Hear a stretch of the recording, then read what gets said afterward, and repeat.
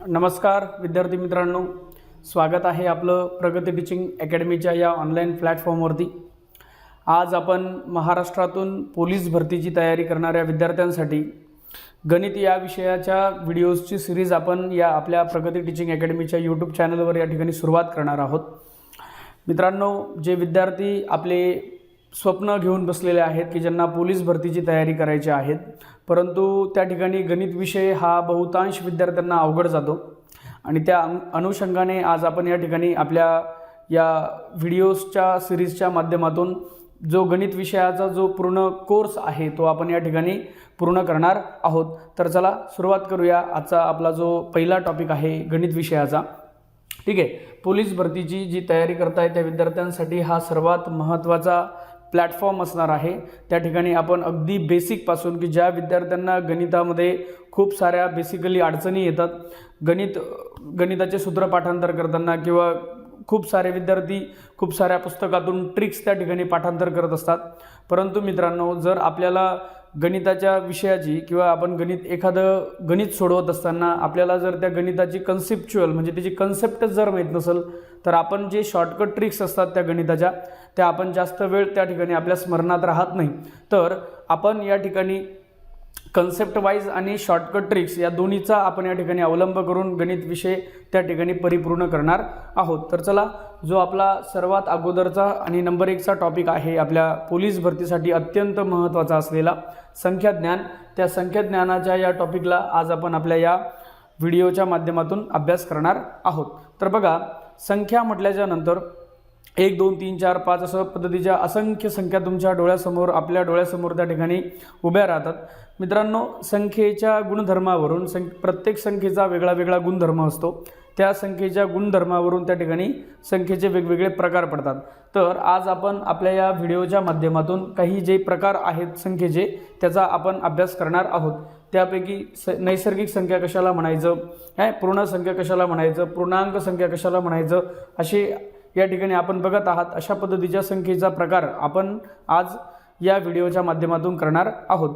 तर बघा, लक्षात घ्या, या संख्येच्या प्रकारावरती आपल्याला काही शाब्दिक उदाहरणं सुद्धा विचारल्या जातात। संख्येचे प्रकार हा टॉपिक सोपा आहे, परंतु याच्यावरती संख्येची बेरीज करा, अमक्या अमक्या संख्येची बेरीज करा, नैसर्गिक संख्येची बेरीज करा, समसंख्येची बेरीज करा, विषम संख्येची बेरीज करा असे अनेक प्रश्न आपल्याला त्या ठिकाणी पेपरला विचारल्या जाऊ शकतात।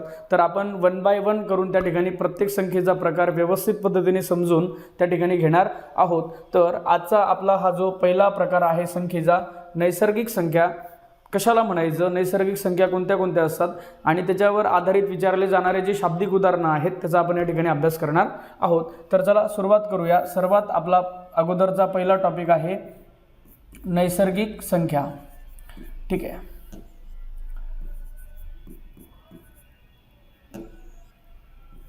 नैसर्गिक संख्या। मित्रांनो, नैसर्गिक संख्याला आपण इंग्लिशमध्ये सर्वांना माहिती आहे आपण नॅचरल नंबर्स असं त्या ठिकाणी म्हणतो। नॅचरल नंबर्स असं आपण त्याला इंग्लिशमध्ये म्हणतो। म्हणून नॅचरल नंबरचा जो n आहे, तर नैसर्गिक संख्या ज्या आहेत त्या आपण कशाने दर्शवतो, नैसर्गिक संख्या किंवा नैसर्गिक संख्येचा जो संच आहे है ना, नैसर्गिक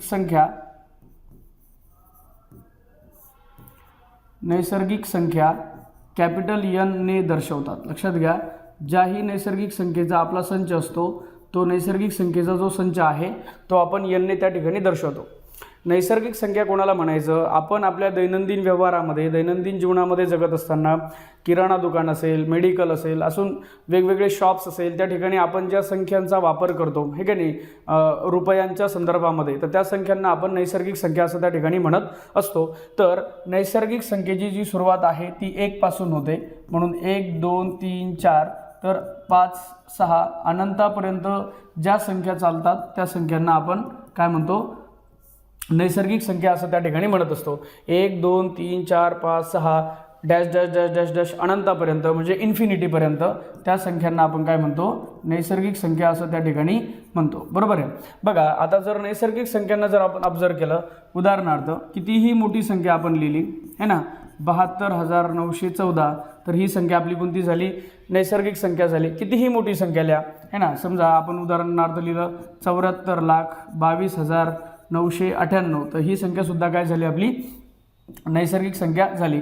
कितीही मोठी संख्या लिहिली मित्रांनो, तर ती संख्या कोणतीही मोठी धनसंख्या जी असते त्या धनसंख्येला आपण त्या ठिकाणी काय म्हणत असतो? नैसर्गिक संख्या असं त्या ठिकाणी म्हणत असतो. ह्या सर्व ज्या संख्या आपण या ठिकाणी लिहिलेल्या आहेत त्या आपल्या नैसर्गिक संख्या आहेत. बघा लक्षात घ्या, यामध्ये आता जर आपण नैसर्गिक संख्येला जर ऑब्झर्व केलं तर बघा लक्षात घ्या, समजा ही जी नैसर्गिक संख्या आपल्याला प्रत्येक नैसर्गिक संख्या जी मिळालेली आहे, पुढची क्रमागत नैसर्गिक संख्या जी मिळालेली आहे, तर कोणत्याही दोन क्रमागत नैसर्गिक संख्यांना जर आपण ऑब्झर्व केलं तर त्यांच्यामध्ये एकचा फरक असतो. म्हणजे पुढची नैसर्गिक संख्या मिळवण्यासाठी, समजा 2 मिळवण्यासाठी आपण अगोदरच्या नैसर्गिक संख्येमध्ये किती मिळवला? 1 मिळवला. 2 मध्ये आपण किती मिळवले? तर 1 मिळवले, हे का नाही. 3 मध्ये 1 मिळवले तेव्हा आपल्याला पुढची नैसर्गिक संख्या मिळाली. तर अशा पद्धतीच्या ज्या नैसर्गिक संख्या आहे, कोणत्याही दोन क्रमागत नैसर्गिक संख्येमध्ये कितीचा फरक असतो? तर 1चा फरक असतो. एकदम सोपं आहे नैसर्गिक संख्या. ज्या संख्येची सुरुवात ही 1 पासून होते आणि अनंतापर्यंत चालत जातात त्या संख्यांना आपण नैसर्गिक संख्या असं त्या ठिकाणी म्हणत असतो. बघा लक्षात घ्या, समजा सर्वात महत्त्वाचा मुद्दा नैसर्गिक संख्येमध्ये है ना, सर्वात महत्त्वाची गोष्ट, कोणत्याही दोन क्रमागत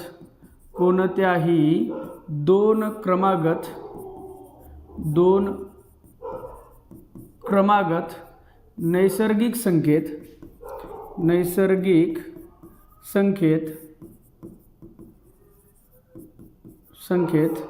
1चा फरक असतो. 1चा फरक असतो.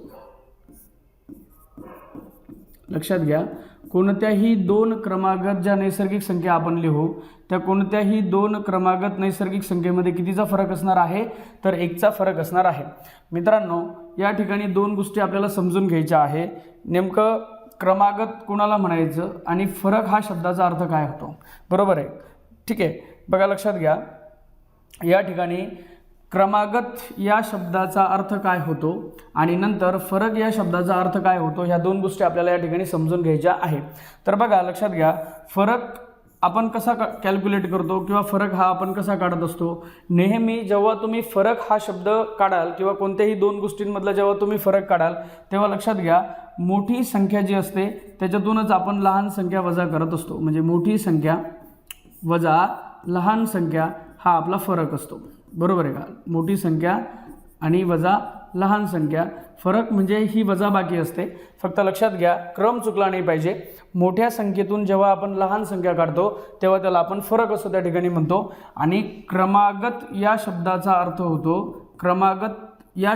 अर्थ होतो एका पाठोपाठ येणारी संख्या. एका पाठोपाठ येणारी संख्या. बघा लक्षात घ्या, एका पाठोपाठ येणारी जी संख्या असते त्या संख्येला आपण त्या ठिकाणी क्रमागत संख्या असं त्या ठिकाणी म्हणत असतो. बघा लक्षात घ्या, समजा उदाहरणार्थ मी दोन क्रमागत नैसर्गिक संख्या घेतल्या. समजा पहिली नैसर्गिक संख्या घेतली 10, तर दुसरी नैसर्गिक संख्या असणार 11. या दोन क्रमागत नैसर्गिक संख्या आहे, यांच्यामधला जर आपण फरक कॅल्क्युलेट करण्याचं ठरवलं तर फरक हा कसा काढला जातो? मोठी संख्या वजा लहान संख्या, यांच्यामधला 11तून 10 गेले तर त्या ठिकाणी आपल्याला फरक मिळणार आहे 1चा. तुम्ही कोणतीही संख्या घ्या, समजा तुम्ही घेतलं 2000 ही एक संख्या घेतली, त्याच्यानंतरची येणारी जी क्रमागत नैसर्गिक संख्या असणार आहे ती असणार आहे 2001, बरोबर आहे का नाही? मग यांच्यामधला जर फरक आपल्याला त्या ठिकाणी काढायचा असेल तर तो आपण कसा काढणार? तर बघा लक्षात घ्या, फरक हा नेहमी, आत्ता आपण या ठिकाणी बघितलं, फरक हा नेहमी मोठ्या संख्येतून लहान संख्या वजा करून आपण त्या ठिकाणी कॅल्क्युलेट करत असतो. मग फरक काढायचा आहे तर 2001मधून आपण 2000 वजा करणार. 2001मधून 2000 गेल्याच्या नंतर आपल्याला उत्तर मिळणार आहे 1. मग या ठिकाणी सर्वात महत्त्वाची गोष्ट आहे की ज्या आपल्या क्रमागत नैसर्गिक संख्या असतात त्या क्रमागत नैसर्गिक संख्येमध्ये 1चा फरक असतो. नंतर समजा आता आपल्याला याच्यावर आधारित काही शाब्दिक उदाहरणं विचारल्या जातात. नैसर्गिक संख्या हा सर्वात सोपा टॉपिक आहे, परंतु याच्यावरती आपल्याला 2 महत्त्वाचे प्रश्न विचारले जातात. एक तर याच्यावर आपल्याला शाब्दिक प्रश्न असतात आणि दुसरं आपल्याला काही नैसर्गिक संख्या दिलेल्या असतात आणि त्या नैसर्गिक संख्येची आपल्याला बेरीज काढायची सांगितलेली असते. जसं की 1 पासून 100 पर्यंतच्या नैसर्गिक संख्येची बेरीज किती असेल, बरोबर आहे. 51 पासून तर 250 पर्यंतच्या नैसर्गिक संख्येची बेरीज किती असेल, किंवा याच्यावर आधारित काही शाब्दिक उदाहरणं असतात, बरोबर आहे. समजा उदाहरणार्थ आपण पहिली नैसर्गिक संख्या समजा पहिली नैसर्गिक संख्या, उदाहरणार्थ पहिली नैसर्गिक संख्या आपण समजा 292 मानली. उदाहरणार्थ आपण पहिली नैसर्गिक संख्या 292 मानली उदाहरणार्थ. तर याच्या नंतरची येणारी क्रमागत नैसर्गिक संख्या कोणती असेल, म्हणजे दुसरी नैसर्गिक संख्या कोणती असेल लगेच. म्हणून दुसरी नैसर्गिक संख्या ही आपली कोणती असणार आहे, तर बघा दुसरी नैसर्गिक संख्या. तर मित्रांनो आपण काय करतो, कोणतीही पुढची नैसर्गिक संख्या जर आपल्याला काढायची असेल, उदाहरणार्थ ही 5 ही आपली अगोदरची नैसर्गिक संख्या होती, त्याच्या पुढची नैसर्गिक संख्या 6 आली. आपण काय केलं, अगोदरच्या नैसर्गिक संख्येमध्ये 1 मिळवला, म्हणजे आपल्याला पुढची नैसर्गिक संख्या मिळाली. म्हणजे अगोदरच्या नैसर्गिक संख्येमध्ये जर आपण 1 मिळवला तर आपल्याला पुढची नैसर्गिक संख्या त्या ठिकाणी मिळत चालत असते. मग 292 मध्ये जर आपण 1 मिळवला तर ही बेरीज आपण काढू शकतो, ती येते 293. मग पहिली नैसर्गिक संख्या जर 292 असेल तर त्याच्या पुढची नैसर्गिक संख्या असते 293. तर अशा पद्धतीने या ठिकाणी नैसर्गिक संख्येचा जो भाग आहे तो अत्यंत सोपा आहे. याच्यावर आधारित बघा, लक्षात घ्या, आपण असंही या ठिकाणी म्हणू शकतो की सर्वात लहान नैसर्गिक संख्या ही 1 आहे. ठीक आहे, काय सर्वात लहान नैसर्गिक संख्या कोणती आहे, तर 1 आहे. परंतु सर्वात मोठी नैसर्गिक संख्या आपण त्या ठिकाणी सांगू शकत नाही, कारण की त्या अनंतापर्यंत चालत जातात. म्हणून आपण सर्वात मोठी नैसर्गिक संख्या सांगू शकत नाही. तर अशा पद्धतीने नैसर्गिक संख्येचा हा जो भाग आहे तो एकदम सोपा आहे. बघा लक्षात घ्या, याच्यावर आधारित आपल्याला शाब्दिक उदाहरण कशा पद्धतीने विचारलं जाऊ शकतो, हे का नाही. याच्यावर आधारित जे शाब्दिक उदाहरण आहे ते शाब्दिक उदाहरण बघा आपण कशा पद्धतीने घेऊ शकतो. समजा दोन क्रमागत दोन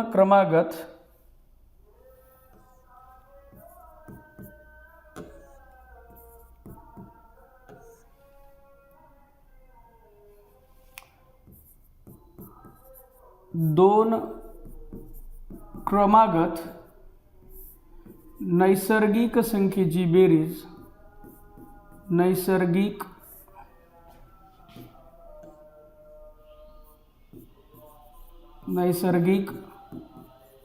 संख्येची बेरीज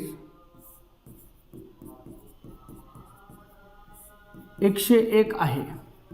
काय प्रश्न आहे आपल्याला, दोन क्रमागत नैसर्गिक संख्येची बेरीज 101 आहे, तर त्या संख्या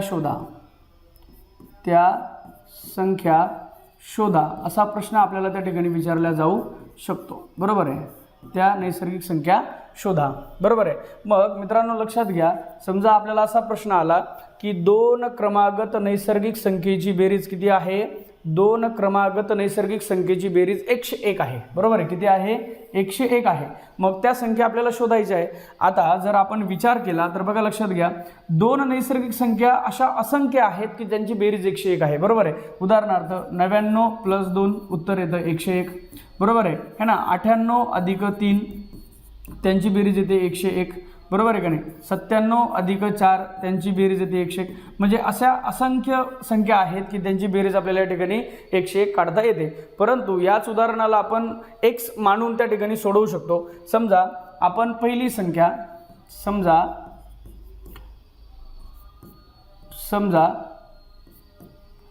पहिली नैसर्गिक संख्या है ना, पहिली नैसर्गिक संख्या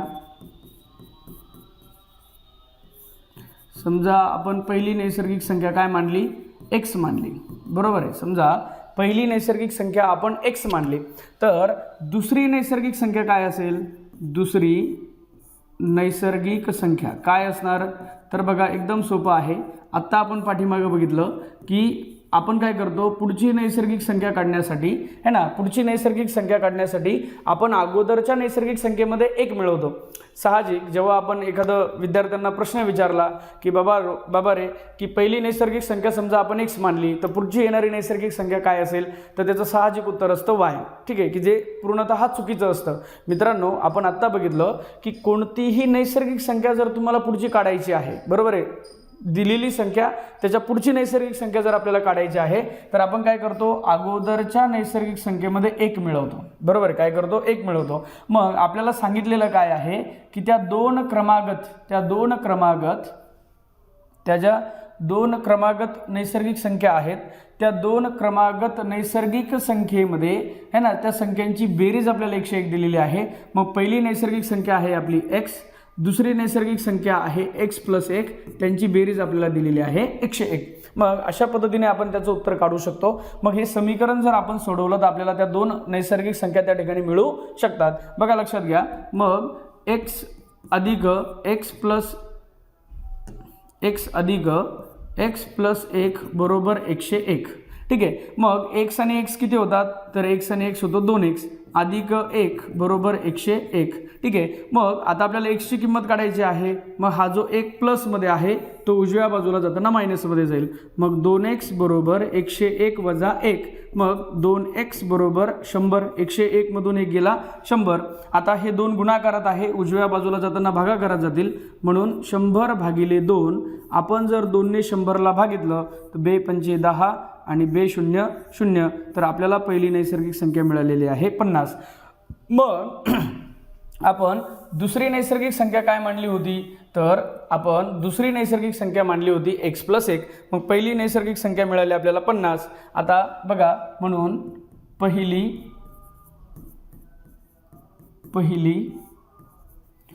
नैसर्गिक संख्या ही किती आहे, तर पहिली नैसर्गिक संख्या ही आपली 50 आहे. बरोबर, किती आहे, 50 आहे. आता आपल्याला दुसरी नैसर्गिक संख्या काढायची आहे. मग दुसरी नैसर्गिक संख्या ही काय असणार, दुसरी नैसर्गिक संख्या ही आपली काय असणार, तर बघा लक्षात घ्या, आपण मांडली होती ती x + 1. बरोबर आहे. ठीक आहे. मग आता आपण काय करणार, आपल्याला x ची किंमत मिळालेली आहे. आपली x ची किंमत किती आहे, 50 आहे. मग आपण 50 मध्ये 1 मिळवल्यावर आपल्याला उत्तर मिळेल 51. मग पहिली नैसर्गिक संख्या मिळाली 50 आणि दुसरी नैसर्गिक संख्या मिळाली 51. या 2 संख्यांची जर आपण बेरीज केली तर आपल्याला उत्तर मिळेल 101. तर अशा पद्धतीने सोपे प्रश्न आहेत या नैसर्गिक संख्येवरती, ते आपल्याला मे बी विचारल्या जाऊ शकतात. परंतु आपलं जर बेसिक कंप्लीट असेल तर आपण याच्यावर आधारित कितीही मॉडरेट एक्झाम्पल, कितीही अवघड उदाहरणं आले तर आपण ते सोडवू शकतो. तर अशा पद्धतीने नैसर्गिक संख्येचा हा जो संख्येचा उपप्रकार आहे तो आपला या ठिकाणी संपलेला आहे. बरोबर आहे, एकदम सोपं आहे. नैसर्गिक संख्येत आपण काय शिकलो की ज्या संख्येची सुरुवात 1 पासून होते तर अनंतापर्यंत जातात त्या संख्यांना आपण नैसर्गिक संख्या म्हणतो. कोणत्याही 2 क्रमागत नैसर्गिक संख्येमध्ये 1चा फरक असतो. नंतर सर्वात मोठी नैसर्गिक संख्या आपल्याला सांगता येत नाही. तर हा होता नैसर्गिक संख्येच्या बाबतीमध्ये आपला हा आजचा भाग. आता पुढं बघूया आपण. आपला जो पुढचा जो संख्येचा प्रकार आहे तो आहे पूर्ण संख्या. ठीक आहे. आज पुढचा भाग जो आहे आपला तो आहे पूर्ण संख्या. मग पूर्ण संख्या कोणाला म्हणायचं, पूर्ण संख्या कोणत्या असतात, तर ते आता आपण या ठिकाणी समजून घेण्याचा प्रयत्न करूया. बघा लक्षात घ्या, पूर्ण संख्येला आपण इंग्रजीमध्ये होल नंबर्स असं त्या ठिकाणी म्हणतो. काय म्हणतो, होल नंबर्स असं आपण त्याला त्या ठिकाणी म्हणतो. म्हणून पूर्ण संख्येचा जो संच आहे तो त्या W ने त्या ठिकाणी दर्शवला जातो. बघा लक्षात घ्या, पूर्ण संख्या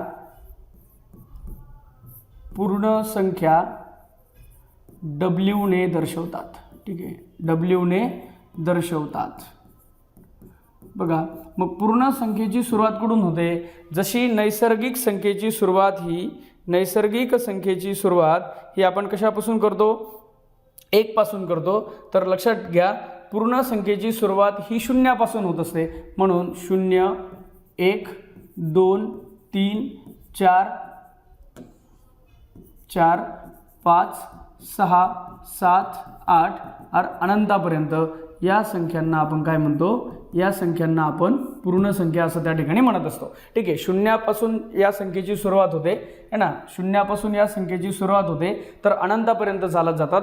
या संख्येंना सुद्धा आपण काय म्हणतो, पूर्ण संख्या असं त्या ठिकाणी म्हणतो.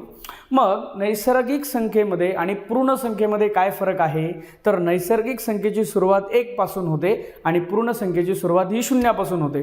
बघा, जर आपण या पूर्ण संख्येला जर ऑब्झर्व केलं है ना, आपण या पूर्ण संख्येचं जर निरीक्षण केलं तर आपल्या एक गोष्ट लक्षात लक्षात येईल की इथं सुद्धा कोणत्याही दोन क्रमागत पूर्ण संख्येमध्ये कितीचा फरक असतो, एकचा फरक असतो. ठीक आहे, बघा लक्षात घ्या. शून्यामध्ये आपण 1 मिळवला तर उत्तर 1 आलं, 1 मध्ये 1 मिळवला उत्तर 2 आलं, 2 मध्ये 1 मिळवला 3, 3 मध्ये 1 मिळवले 4, 4 मध्ये 1 मिळवला 5. म्हणजे कोणत्याही दोन क्रमागत पूर्ण संख्या घ्या, त्यांच्यामध्ये जो फरक असणार आहे तो एकचाच असणार आहे. आता एक प्रश्न आपल्या समोर त्या ठिकाणी पडत असतो, तो अशा पद्धतीचा. समजा आपण 290 ही संख्या लिहिली, तर या 290 या संख्येला आपण पूर्ण संख्या सुद्धा म्हणू शकतो आणि आपण हिला नैसर्गिक संख्या असं सुद्धा त्या ठिकाणी म्हणू शकतो. बघा लक्षात घ्या. समजा 290 ही संख्या लिहिली आपण, धन 290 ही संख्या लिहिली, तर या संख्येला आपण पूर्ण संख्या सुद्धा म्हणू शकतो आणि नैसर्गिक संख्या सुद्धा म्हणू शकतो. दुसरा उदाहरण, समजा आपण कितीही मोठी संख्या लिहिली, 9,24,781. समजा ही संख्या लिहिली, तर ही जी संख्या आहे ही संख्या हिला आपण पूर्ण संख्या सुद्धा म्हणू शकतो आणि या संख्येला आपण नैसर्गिक संख्या सुद्धा म्हणू शकतो. तर एकदम सोपा भाग आहे मित्रांनो पूर्ण संख्येचा. पूर्ण संख्येमध्ये आणि नैसर्गिक संख्येमध्ये छोटासा फरक आहे, तो म्हणजे शून्याचा आणि एकचा.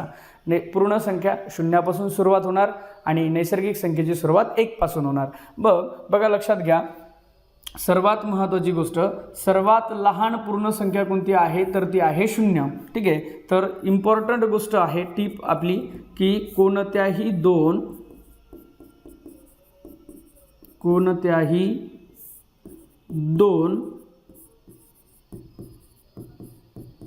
क्रमागत पूर्ण संख्येत एकचा फरक असतो, है ना, एकचा फरक असतो. बघा लक्षात घ्या. आता आपण पाठीमागं क्रमागत या शब्दाचा अर्थ है ना आणि फरक या शब्दाचा अर्थ समजून घेतलेला आहे. तर बघा लक्षात घ्या. समजा आपण या दोन क्रमागत पूर्ण संख्या घेऊया. ठीक आहे, समजा आपण या दोन क्रमागत पूर्ण संख्या घेतल्या 7 आणि 8. बरोबर आहे, 7 आणि 8 या दोन क्रमागत पूर्ण संख्या घेतल्या 7 आणि 8. तर यांच्यामध्ये फरक कितीचा असणार, तर बघा फरक हा आपण कसा कॅल्क्युलेट करतो, मोठी संख्या वजा लहान संख्या. मग फरक कितीचा आला, 1चा. आपण कितीही मोठी पूर्ण संख्या घेतली आहे का नाही, समजा 9,999 आणि त्याच्यानंतरची येणारी पूर्ण संख्या ही असणार आपली 10,000. ठीक आहे, मग यांच्यामध्ये सुद्धा फरक कितीचा असणार, तर यांच्यामध्ये सुद्धा फरक हा 1चाच असणार. 10,000 वजा 9,999. मग 10,000 मधून 9,999 गेले तर आपलं उत्तर असणार 1. मग कोणत्याही दोन क्रमागत पूर्ण संख्या जर आपण बघितल्या तर त्यांच्यामध्ये फरक सापडणार 1चा. बघा आता मी समजा पहिली संख्या 4 घेतली आणि ही दुसरी पूर्ण संख्या 8 घेतली, तर या संख्यांना आपण क्रमागत संख्या म्हणत नाही. बघा लक्षात घ्या, ह्या क्रमागत संख्या नाही आहे. क्रमागतचा अर्थ काय होतो, त्याच्या लगेच नंतर येणारी पुढची जी संख्या असते ती पुढची क्रमागत आणि त्याच्या पाठीमागची ती मागची क्रमागत, अशा दोन क्रमागत संख्या असतात एका संख्येला.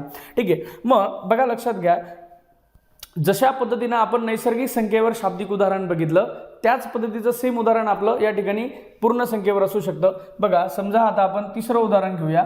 समजा 0 आणि त्याच्यानंतरची येणारी पूर्ण संख्या 1 घेतली, तर यांच्यामध्ये सुद्धा फरक कितीचा आहे, तर यांच्यामध्ये सुद्धा फरक हा 1चाच आहे. बरोबर आहे, 1 वजा 0 आहे ना, फरक इज इक्वल टू मोठी संख्या वजा लहान संख्या. मग मोठी संख्या आपली किती आहे 1, लहान संख्या आपली 0, म्हणून या ठिकाणी 1 मधून 0 गेला 1, हे आपला या ठिकाणी फरक मिळालेला आहे. ठीक आहे, same as it is question आहे. बघा समजा आपण पहिली शाब्दिक उदाहरण जर आपल्याला आलं तर पहिली पूर्ण संख्या, समजा आपण पहिली पूर्ण संख्या समजा y मानली. किती मानली, y, हे का नाही. मग दुसरी पूर्ण संख्या काय येईल, लगेच दुसरी पूर्ण संख्या कोणती मिळेल आपल्याला, है ना, दोन क्रमागत पूर्ण संख्येवर आपल्याला प्रश्न आला.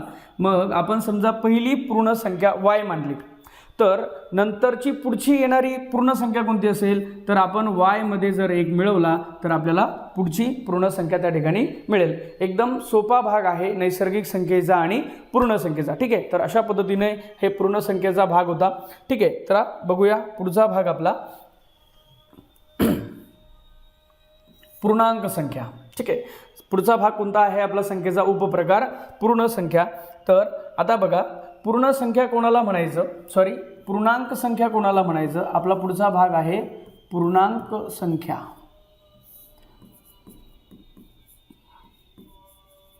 पूर्णांक संख्या. पूर्णांक संख्येला आपण इंग्लिशमध्ये इंटिजर्स नंबर असं त्या ठिकाणी म्हणतो है ना. इंटिजर्स नंबर्स असं आपण त्याला त्या ठिकाणी म्हणतो. म्हणून पूर्णांक संख्येचा जो संच आहे, पूर्णांक संख्येला आपण इंग्रजीमध्ये इंटिजर्स नंबर्स असं त्या ठिकाणी म्हणत असतो. आणि इंटिजर्स नंबर्स ज्या आहेत, पूर्णांक संख्या ज्या आहेत, त्या कशाने दर्शवल्या जातो? तर आयने दर्शवल्या जातात. बघा लक्षात घ्या, पूर्णांक संख्या किंवा पूर्णांक संख्येचा संच पूर्णांक संख्या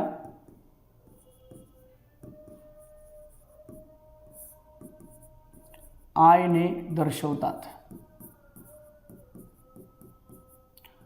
पूर्णांक संख्या ज्या आहेत तर त्या आयने दर्शवल्या जातात. आता पूर्णांक संख्या कशाला म्हणायचं? जसं आपण नैसर्गिक संख्या बघितल्या, पूर्ण संख्या बघितल्या, पूर्णांक संख्या कोणाला म्हणायचं? बघा मित्रांनो, तुम्ही x Y coordinate, x Y अक्ष बघितला असेल, बरोबर आहे का नाही? काय एक्स वाय अक्ष तुम्ही बघितला असेल. समजा हा आपला वाय अक्ष आहे, याला आपण वाय अक्ष म्हणतो, आणि हा आपला एक्स अक्ष आहे, बरोबर आहे. हा आपला एक्स अक्ष आहे. आता तुम्ही इयत्ता 8वी 9वी 10वीला शिकत असताना तुम्ही कोऑर्डिनेट जिओमेट्री है ना, निर्देशक भूमिती नावाचा चॅप्टर बघितला असेल. तर हा जो एक्स अक्ष आणि वाय जो अक्ष असतो, त्या अक्षांवरती आपल्याला पूर्णांक संख्या बघायला मिळतात. बघा, एक्स अक्ष आणि वाय अक्ष यांचा जो ओरिजिन आहे त्याला आपण काय म्हणतो है ना, ओरिजिन, आणि तो आपण डिनोट करतो 0 न, म्हणजे त्याचा जो कोऑर्डिनेट येतो असतो 0. बघा, मग एक्स अक्षाच्या उजव्या बाजूला, एक्स अक्षाच्या उजव्या बाजूला आपण धन संख्या घेतो आणि एक्स अक्षाच्या डाव्या बाजूला आपण ऋण संख्या घेतो. मग इथं 1 2 3 4 5 6 7 8 9 आणि डॅश डॅश डॅश, बरोबर आहे. नंतर -1 -2 डाव्या बाजूला -3 -4 -5 आणि -6. तर या संख्यांना मिळून, बरोबर आहे का, या संख्यांना मिळून आपण त्या ठिकाणी काय म्हणत असतो? पूर्णांक संख्या. म्हणजे पूर्णांक संख्येमध्ये काय असतो? पूर्णांक संख्यामध्ये काय काय असतं?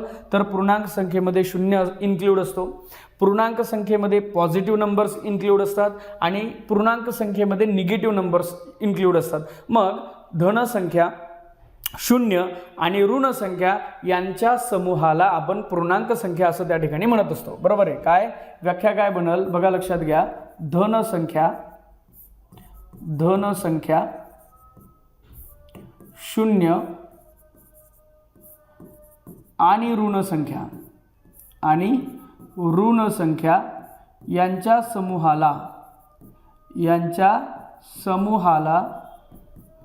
समूहाला है ना पूर्णांक संख्या असं त्या ठिकाणी म्हणतात, बरोबर आहे. पूर्णांक संख्या असे त्या ठिकाणी म्हणतात,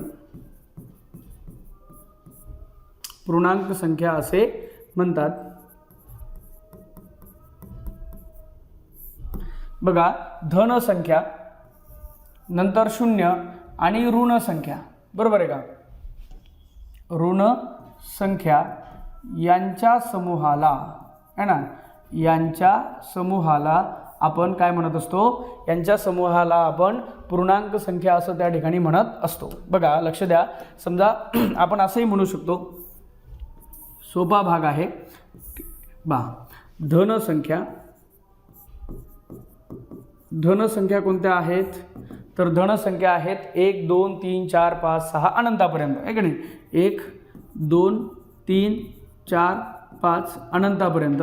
नंतर 0, बरोबर आहे, नंतर 0 आणि नंतर ऋण संख्या, बरोबर आहे.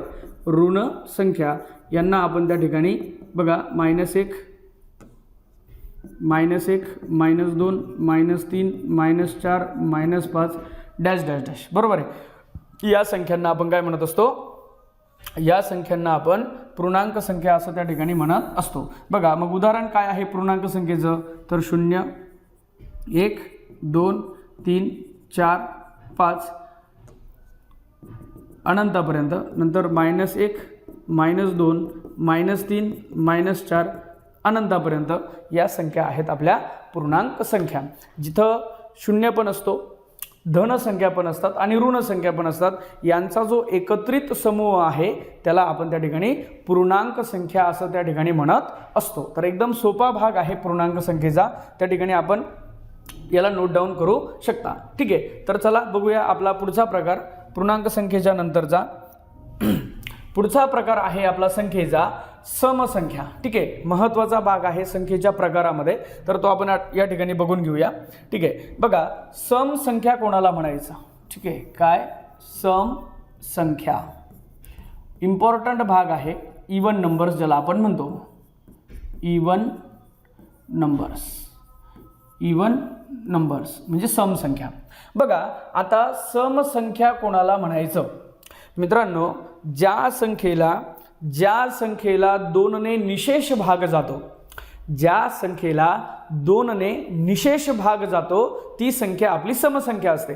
मग सर कोणत्या संख्येला 2 ने निशेष भाग जातो? सर्वात अगोदर निशेष या शब्दाचा अर्थ होतो की त्या संख्येला भागितल्याच्या नंतर बाकी शून्य येणे, हे का नाही. निशेष भाग जाणे म्हणजे एखाद्या संख्येला आपण कोणत्याही संख्येनं भागितलं, निशेषचा अर्थ, निशेष भाग जाण्याचा अर्थ काय होतो, एखाद्या संख्येला जर आपण कोणत्याही संख्येनं जर भागितलं तर बाकी शून्य येणे म्हणजे निशेष भाग जाणे. मग समसंख्येची व्याख्या काय आहे की ज्या संख्येला 2 ने निशेष भाग जातो ती संख्या आपली समसंख्या असते. बरोबर आहे का नाही. काय, ज्या संख्येला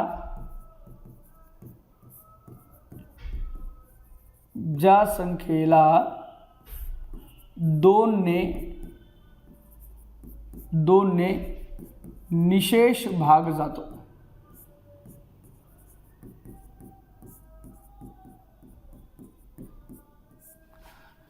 त्या संख्यांना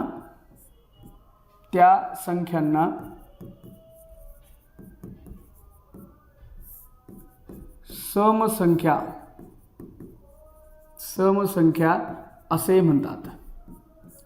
बरोबर आहे. ज्या संख्येला 2 ने निशेष भाग जातो त्या संख्येला आपण समसंख्या असं त्या ठिकाणी म्हणत असतो.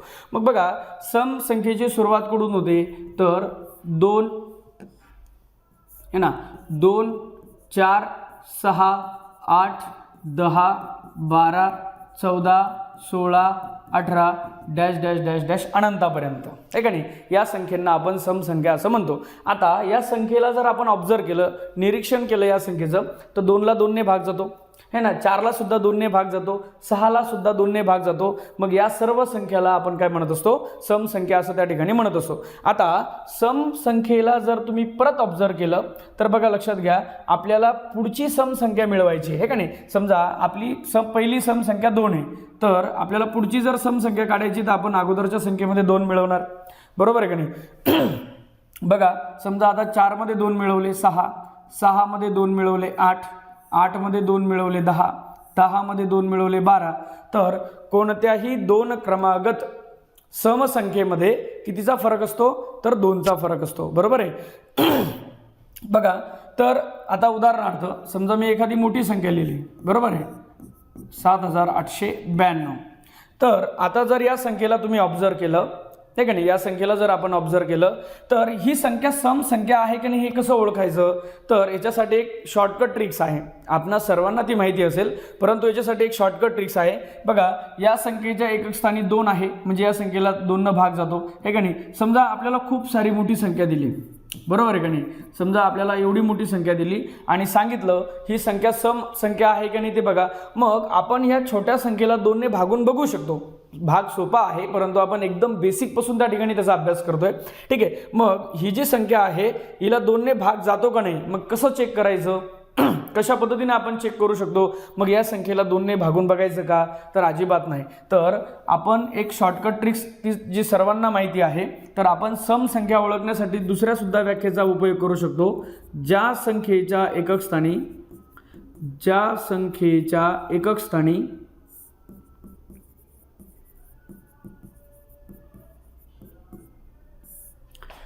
0 2 4 6 8 है ना, ज्या संख्येच्या एकक स्थानी 0 2 4 6 8 यापैकी कोणताही अंक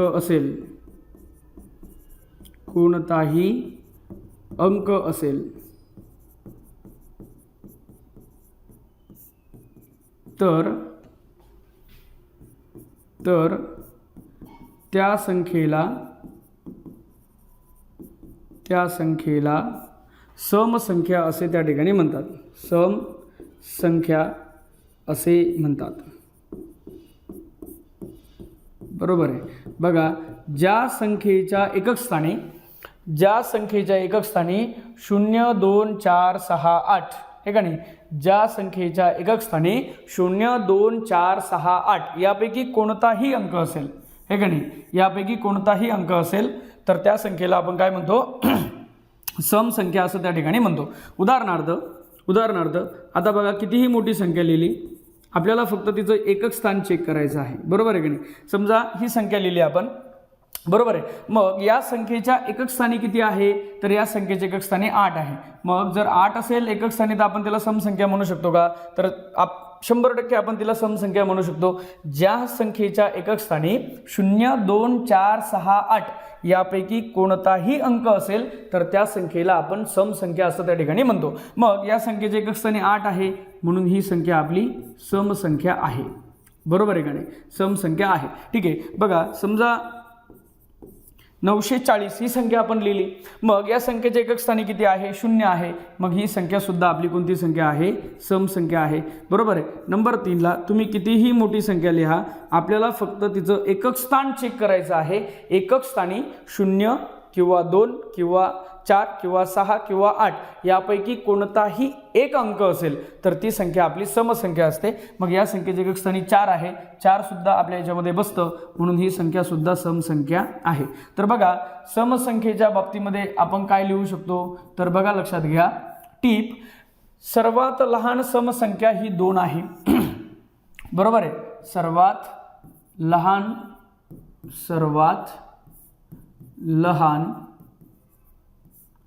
समसंख्या 2 आहे. बरोबर आहे का. सर्वात लहान समसंख्या किती आहे, कोणती आहे, तर 2 आहे. बरोबर आहे. सर्वात मोठी समसंख्या सांगता येत नाही कारण की त्या अनंतापर्यंत चालत जातात. बरोबर आहे. कुठपर्यंत चालत जातात, अनंतापर्यंत. म्हणजे आपण सर्वात मोठी समसंख्या सांगू शकत नाही. बरोबर आहे. नंतर सर्वात महत्त्वाचा मुद्दा, कोणत्याही 2 क्रमागत है ना, कोणत्याही 2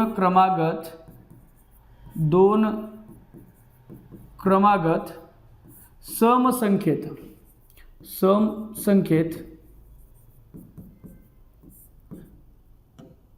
2चा फरक असतो, है ना, 2चा फरक असतो. बघा, फरक या शब्दाच्या बाबतीमध्ये आपण नैसर्गिक संकेत या भागामध्ये शिकलेलो आहे. बघा, कोणत्याही 2 क्रमागत समसंख्येमध्ये 2चा फरक असतो. उदाहरणार्थ आपण 14 आणि 16 या 2 क्रमागत समसंख्या घेतल्या. उदाहरणार्थ आपण 14 आणि 16 या 2 क्रमागत समसंख्या घेतल्या. यांच्यामध्ये फरक कितीचा असणार, तर बघा, फरक कसा काढला जातो, मोठी संख्या वजा लहान संख्या. 16तून 14 गेले 2 म्हणजे आपला फरक किती मिळाला, 2चा. समजा उदाहरणार्थ 2356 ही आपली पहिली समसंख्या आहे. ही समसंख्या का आहे, कारण याच्या एकक स्थानी 6 आहे. 6 आहे म्हणजे ती आपली समसंख्या आहे. आणि याच्या नंतरची येणारी समसंख्या काय असेल, 2358 आहे का नाही. 2चा फरक असतो. बरोबर आहे का नाही. म्हणजे पुढची समसंख्या मिळवण्यासाठी आपण अगोदरच्या समसंख्येमध्ये 2 मिळवतो. मग या ठिकाणी फरक कसा काढणार आपण, तर फरक बघा लक्षात घ्या, 2358 वजा 2356. मग या ठिकाणी फरक कितीचा असणार, 2चा, आहे का नाही. मग याच्यावर आधारित सुद्धा आपल्याला शाब्दिक उदाहरणं विचारले जाऊ शकतात. मग या ठिकाणी समजा आपण पहिली समसंख्या आपण x मानली, आहे का नाही. समजा पहिली समसंख्या, उदाहरणार्थ आपण पहिली समसंख्या k मानू. काय मानू, k मानू. तर याच्यानंतरची येणारी क्रमागत समसंख्या, बरोबर आहे का नाही, म्हणजे लगेच दुसरी क्रमागत समसंख्या काय असेल, दुसरी समसंख्या काय असणार, तर दुसरी समसंख्या आपल्याला मिळणार k+2. काय मिळणार, k+2. मग याच्यावर सुद्धा आपल्याला शाब्दिक उदाहरण त्या ठिकाणी विचारलं जाऊ शकतं. उदाहरणार्थ समजा आपण पहिली समसंख्या मानली t, है ना, पहिली समसंख्या काय मानली टी, तर दुसरी समसंख्या काय असणार t+2, हे का नाही, काय असणार t+2. अशा पद्धतीने आपण या ठिकाणी समसंख्येचा जो भाग आहे तो बघितलेला आहे. एकदम सोपं आहे. ज्या संख्येला 2 ने निशेष भाग जातो म्हणजे त्या संख्येला भागितल्याच्या नंतर है ना बाकी शून्य उरते. ज्या संख्येला 2 ने भागितल्याच्या नंतर बाकी शून्य उरते ती संख्या आपली समसंख्या असते, है ना. समसंख्येला ओळखण्यासाठी आपण दुसरी एक व्याख्या बघितलेली आहे. ज्या संख्येच्या एकक स्थानी 0, 2, 4, 6, 8 यापैकी कोणताही एक अंक असेल तर त्या संख्येला आपण समसंख्या असं त्या ठिकाणी म्हणतो. याचे उदाहरण आपण त्या ठिकाणी बघितलेले आहे. सर्वात लहान समसंख्या जी आहे ती 2 आहे. सर्वात मोठी समसंख्या सांगता येत नाही. दुसरा सर्वात महत्त्वाचा मुद्दा, कोणत्याही दोन क्रमागत समसंख्येमध्ये त्या ठिकाणी 2चा फरक असतो. जर आपल्याला पुढची समसंख्या काढायची असेल तर आपण अगोदरच्या समसंख्येमध्ये 2 मिळवतो म्हणजे आपल्याला त्या ठिकाणी पुढची समसंख्या मिळत असते. बरोबर आहे. याच्यावर सुद्धा आधारित आपल्याला प्रश्न विचारले जाऊ शकतात. याच्यावर आधारित जे प्रश्न आहेत संख्येचे प्रकार, संख्या व संख्याचे प्रकारावरती जेवढेही प्रश्न पोलीस भरतीला आलेले आहेत, काही नवीन प्रश्न असतील तर त्या नवीन सर्व प्रश्नांचा अभ्यास आपण या संख्या आणि संख्येचा प्रकार हा चॅप्टर झाल्याच्या नंतर त्याच्यावरचे आधारित प्रश्न बघणार आहोत. तर चला बघूया पुढचा जो आपला प्रकार आहे संख्येचा तो म्हणजे विषम संख्या. ठीक आहे, तर चला बघूया विषम संख्या कोणाला म्हणायचं. ठीक आहे, आता बघा समसंख्या हा भाग कळला म्हणजे विषम संख्या आपण आरामशीर म्हणजे इझिली त्या ठिकाणी समजून घेऊ शकतो. ज्या संख्येला 2 ने भाग जातो म्हणजे ज्या संख्येला 2 ने निशेष भाग जातो ती संख्या समसंख्या. मग ज्या संख्येला 2 ने निशेष भाग जात नाही ती संख्या विषम संख्या. बरोबर आहे का नाही. ठीक आहे, विषम संख्या कोणाला म्हणायचं. आपला पुढचा भाग आहे विषम संख्या. विषम संख्या ज्याला आपण इंग्लिशमध्ये ऑड नंबर्स असं त्या ठिकाणी म्हणतो. Odd numbers. बरोबर आहे. ठीक आहे, मग बघा विषम संख्या कोणत्या आहेत, त्या विषम संख्या कशा ओळखायच्या, तर तिची व्याख्या काय आहे. ज्या संख्येला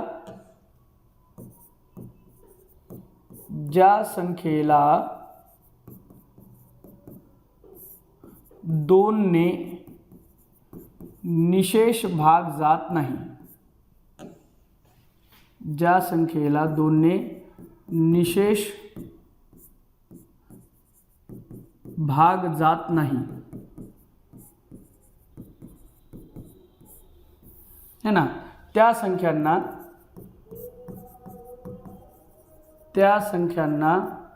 विषम संख्या असे म्हणतात. विषम संख्या असे म्हणतात. बरोबर आहे. ज्या संख्यांना 2 ने निशेष भाग जात नाही त्या संख्यांना आपण विषम संख्या असं त्या ठिकाणी म्हणतो. मग मित्रांनो विषम संख्येची सुरुवात कुठून होते, तर बघा विषम संख्येची सुरुवात कुठून होते, तर विषम संख्येची सुरुवात होते 1 पासून. 1 है ना, विषम संख्येची सुरुवात होते 1, नंतर 3, नंतर 5, 7, 9, 11 तर अनंतापर्यंत. बरोबर आहे. कुठपर्यंत, अनंतापर्यंत. बघा 1 ला 2 ने भाग जातो का, तर नाही जात. 3 ला 2 ने भाग जातो का, तर नाही जात.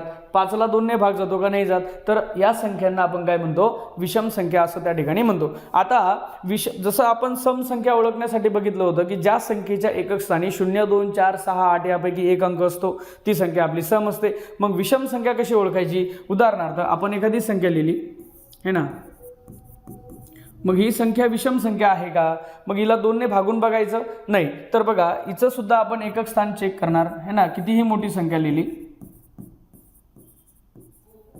है ना, समजा एवढी मोठी संख्या आपण लिहिली, मग ही संख्या विषम संख्या आहे की सम संख्या आहे कसं ओळखायचं, तर आपल्याला सुद्धा या ठिकाणी हिचं एकक स्थान चेक करायचं असतं. मग ही सुद्धा विषम संख्या आहे, ही सुद्धा विषम संख्या आहे. मग विषम संख्या कशी ओळखायची, तर बघा लक्षात घ्या, ज्या संख्येच्या एकक स्थानी 1, 3, 5, 7, 9 ज्या संख्येच्या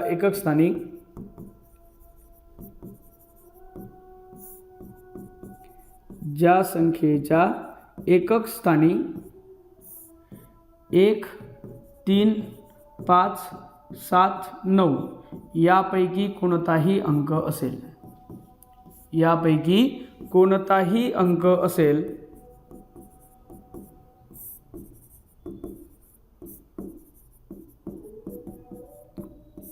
तर त्या संख्येला विषम संख्या असे म्हणतात. विषम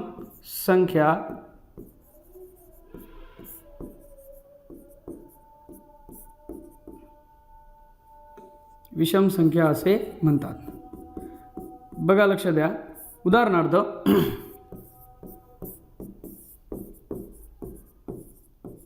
ठीक आहे, आपण या ठिकाणी एक संख्या लिहिली 23,485. बरोबर आहे, 23,485. मग या संख्येच्या एकक स्थानी किती आहे तर 5 आहे. मग इथं 5 आहे म्हणजे ही संख्या आपली कोणती संख्या झाली? विषम संख्या. बरोबर आहे, ही संख्या कोणती झाली? विषम संख्या. बघा नंतर समजा आपण दुसरी संख्या लिहिली 92,476 किंवा 76 नाही 73. बरोबर आहे. मग या संख्येच्या एकक स्थानी किती आहे? 3. मग 3 आहे का तर हो आहे. मग ही संख्या कोणती संख्या झाली? विषम संख्या. बरोबर आहे. एकदम सोपा भाग आहे सम संख्या आणि विषम संख्या ओळखण्याचा. हे का नाही, ज्या संख्येच्या एकक स्थानी 1, 3, 5, 7, 9 यापैकी कोणताही अंक असेल, तुम्ही कितीही मोठी संख्या लिहिली, बघा तुम्ही कितीही मोठी संख्या लिहिली,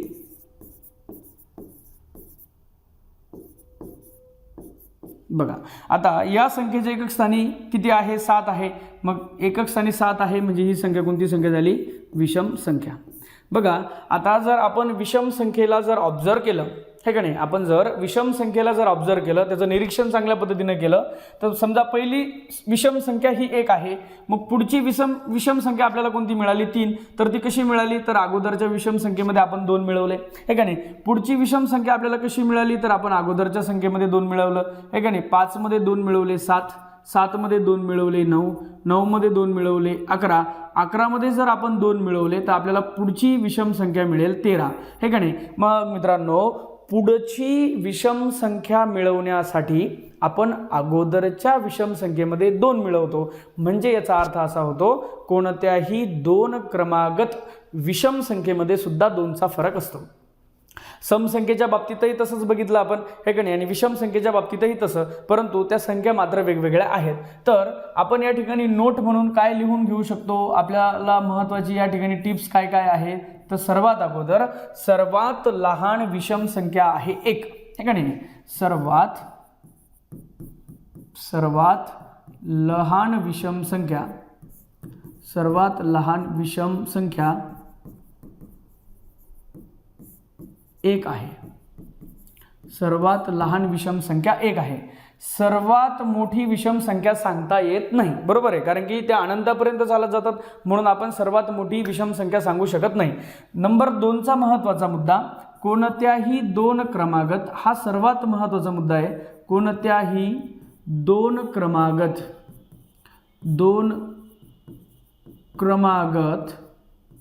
विषम संख्येत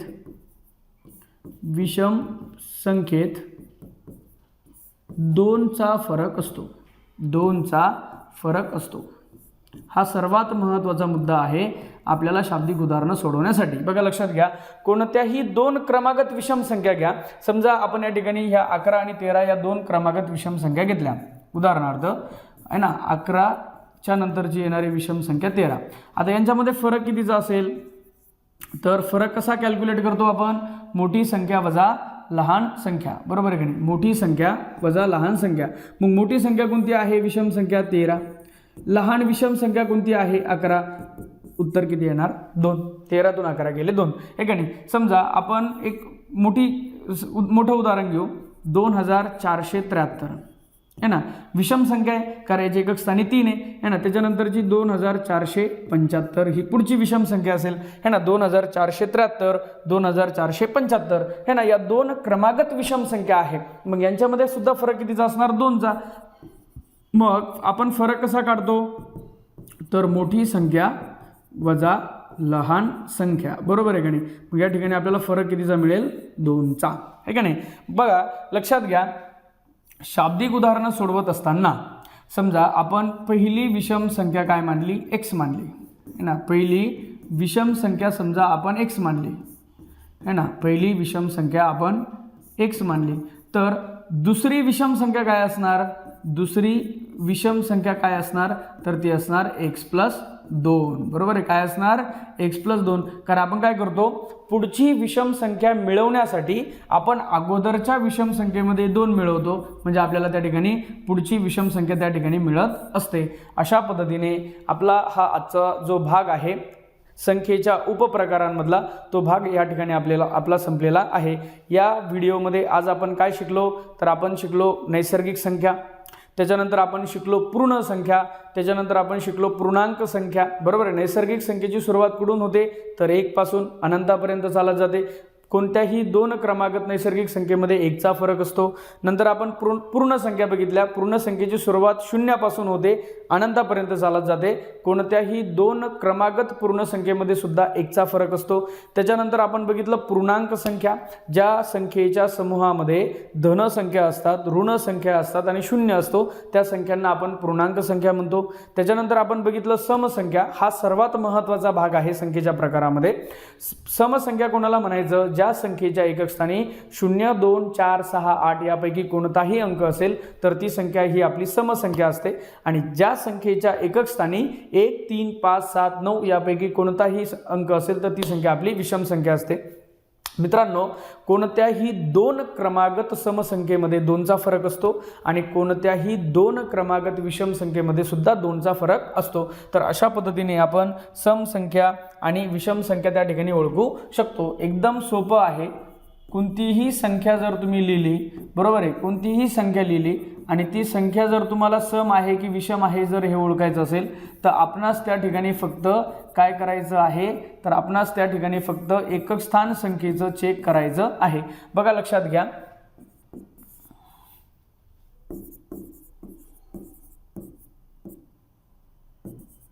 ठीक आहे. आता बघा, समजा ही संख्या आपण लिहिली 23,487 है ना. मग या संख्येचे एकक स्थानी किती आहे, 7, म्हणून ही संख्या आपली कोणती झाली, विषम संख्या. बघा, समसंख्या आपण कशी ओळखतो, समसंख्या आपण ओळखतो एकक स्थानी 0, 2, 4, 6, 8 यापैकी कोणताही अंक असेल तर. ठीक आहे. आणि विषम संख्या आपण कशी ओळखतो, की ज्या संख्येच्या एकक स्थानी 1, 3, 5, 7 आणि 9 यापैकी कोणताही अंक असेल तर. मग या संख्येचे एकक स्थानी किती आहे, 7. मग 7 आहे म्हणजे ही संख्या झाली विषम संख्या. ही कोणती संख्या झाली, विषम संख्या. या संख्येच्या एकक स्थानी किती आहे, तर 8 आहे. 8 आहे म्हणजे ही संख्या झाली समसंख्या. बरोबर आहे का नाही. ठीक आहे. या संख्येच्या एकक स्थानी किती आहे, 4. 4 आहे म्हणजे ही संख्या झाली समसंख्या. बरोबर आहे का नाही. नंतर या संख्येच्या एकक स्थानी किती आहे, 0. 0 आहे म्हणजे ही संख्या झाली परत समसंख्या आहे का नाही. आणि या संख्येच्या एकक स्थानी किती आहे, 5. 5 आहे म्हणजे ही संख्या सुद्धा आपली कोणती झाली, विषम संख्या. बरोबर आहे. अशा पद्धतीने आजचा हा जो भाग आहे संख्येचा प्रकार तो आपला या ठिकाणी संपलेला आहे. उर्वरित जे संख्येचे प्रकार आहेत ते आपण नेक्स्ट व्हिडिओमध्ये त्या ठिकाणी कव्हर करणार आहोत. ठीक आहे. मूळ संख्यापासून तर अपरिमेय संख्येपर्यंत जो राहिलेला भाग आहे आपला तो आपण नेक्स्ट व्हिडिओमध्ये त्या ठिकाणी कव्हर करणार आहोत. मित्रांनो, हा व्हिडिओ आपण जो बनवतोय ह्या गणित पोलीस भरतीची तयारी करणारे जे विद्यार्थ्यांसाठी गणित हा विषय जो आहे त्याची आपण अगदी बेसिकपासून त्या ठिकाणी या आपल्या प्रगती टीचिंग अकॅडमीच्या यूट्यूब चॅनलवरती सुरुवात केलेली आहे. जर आपणास व्हिडिओ आवडला तर व्हिडिओला लाईक करा. महाराष्ट्रामधून पोलीस भरतीची तयारी करणारे जेही तुमचे असंख्य मित्र असतील त्या मित्रांना हा व्हिडिओ शेअर करा.